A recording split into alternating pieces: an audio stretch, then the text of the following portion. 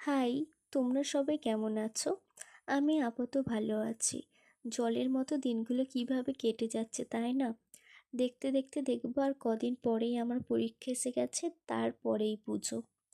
আমি আজ কিছু নতুন জুয়েলারি বানিয়েছিলাম, সেগুলোই তোমাদের সাথে শেয়ার করব। তো সেগুলো দেখতে তোমাদের পুরো ভিডিওটাই দেখতে হবে। আজকের এই প্রথম সকালের দিকে খোপার কাঁটাটা বানিয়েছিলাম, তারপরে ভাইয়ের পাঞ্জাবিটা কালার করছিলাম। এটা কোনো অর্ডারের কাজ ছিল না, আমি যেহেতু কলকা পারি না তাই কিছুটা এঁকে বুকে করার ইচ্ছাই ছিল। তারপরে আজকে দুপুরের দিকে আমরা সবাই গিয়েছিলাম একটা জন্মদিন বাড়িতে। তারপরে গিয়ে খাওয়া দাওয়া করে সবাই মিলে বাড়ি ফিরলাম। তো আজকে আমরা যদি আর কিছুক্ষণ লেট করতাম তো পুরো তো বৃষ্টিতে বৃষ্টি, আমরা কেউ ছাতাও নিয়ে যাইনি। তারপরে আমার একটা অর্ডার কাস্টমাইজ ছিল, এটা হচ্ছে কাস্টমার তার শাড়ির পিক দিয়েছিল, সেটা দেখেই কালারগুলো কাস্টমাইজ করা হয়েছিল।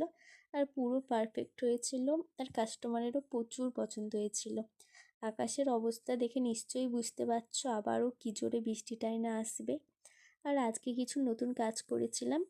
এই পিকচারটা আমাকে সাজেস্ট করেছিল আমার কাস্টমার, সেই মতো বানিয়ে দিয়েছিলাম। এটাও তার সাজেস্ট ছিল যে একটা সানফ্লাওয়ারের মধ্যে।